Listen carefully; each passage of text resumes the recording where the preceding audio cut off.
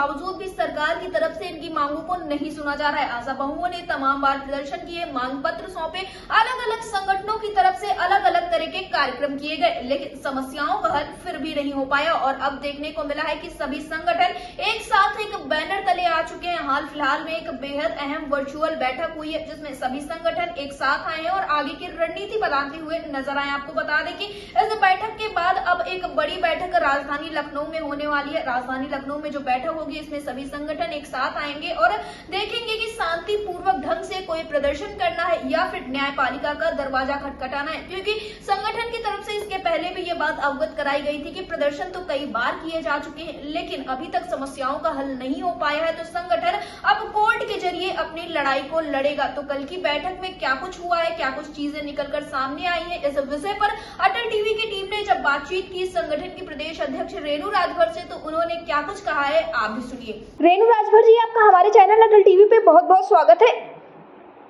Ma'am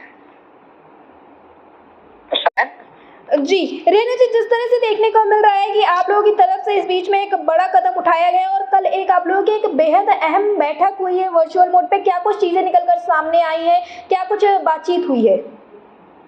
देखिए, हमारी एक वर्चुअल बैठक हुई है कल 26 तारीख को, जिसमें हमारे प्रदेश के 30 संगठनों ने भाग लिया जी। और बातें जो निकल कर आई है वो ये है कि सामूहिक लड़ाई ही आशा बहनों को उनका हक और न्याय दिला सकता है और हम लोग अब सामूहिक लड़ाई की तरफ ही आगे बढ़ेंगे। जी, तो किस तरह से ये लड़ाई लड़ी जाएगी? क्या कोई आगे चलकर कार्यक्रम देखने को मिलेगा, या आपने बताया था कि आप लोग न्यायपालिका भी जा सकती हैं, तो क्या चीजें निकलकर सामने आई हैं?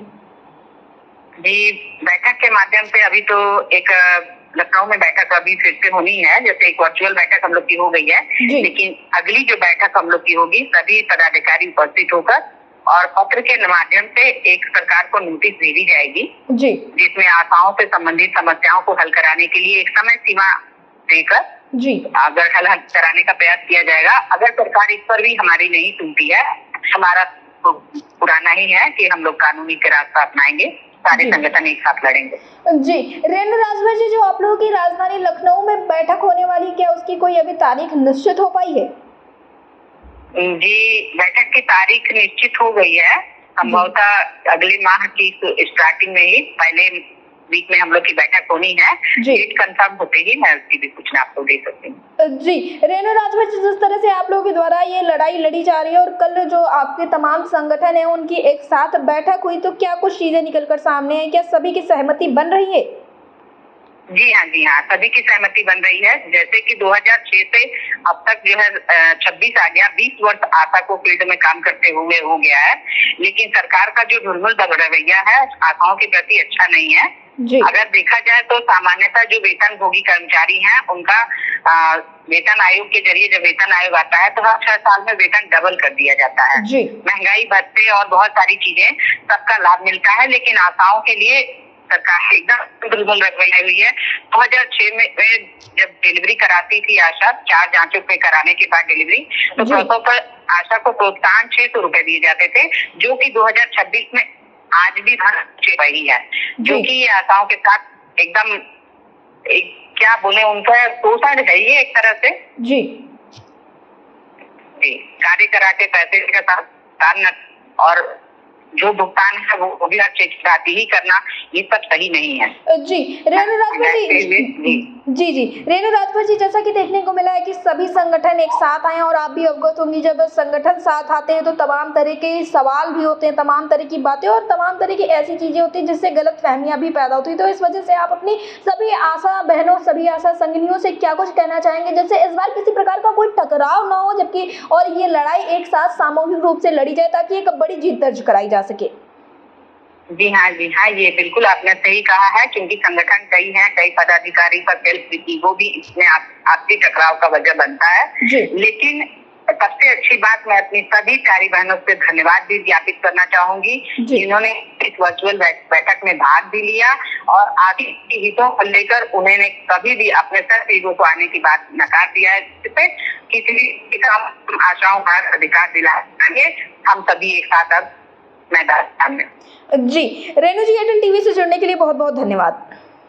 आपका भी बहुत बहुत धन्यवाद। जिस तरह से आपने देखा कि संगठन ने साफ तौर पे ये बात कह दी है कि अब वे पीछे हटने वाले नहीं हैं। जब तक इनकी मांगों को पूरा नहीं कर दिया जाता है तब तक संगठन लगातार ये लड़ाई लड़ता रहेगा और अपनी मांगों को सरकार के सामने रखता रहेगा। इसके पहले भी देखने को मिला था कि संगठन की तरफ से कार्यक्रम प्रदर्शन पत्राचार किए गए, लेकिन फिर भी अभी तक सरकार की तरफ से कदम नहीं उठाया गया। वहीं सरकार ये महिलाओं को लेकर तमाम तरह की बड़ी बातें कर रही है। जब ये मांगे महिलाएं अपनी उठाती है तो सरकार न जाने क्यों इनकी मांगों को नहीं सुनती है। अब संगठन ने राजधानी लखनऊ में एक बड़ी बैठक करने का ऐलान कर दिया है। इस बैठक के बाद ही अब चीजें साफ होती हुई नजर आएंगी कि आखिरकार इन आशा बहुओं की तरफ से कोई बड़ा प्रदर्शन किया जाएगा या फिर कोर्ट का दरवाजा खटखटाया जाएगा। वहीं पर आपको बता दें कि संगठन की तरफ से साफ तौर पे ये बात भी कह दी गई है कि तमाम जब संगठन एक साथ एक बैनर तले आ रहे हैं तो किसी भी प्रकार का कोई भी भ्रम, कोई भ्रामक खबर न फैलाई जाए, क्योंकि संगठन साथ आ रहे हैं तो एक बड़ी संख्या में सभी कर्मचारी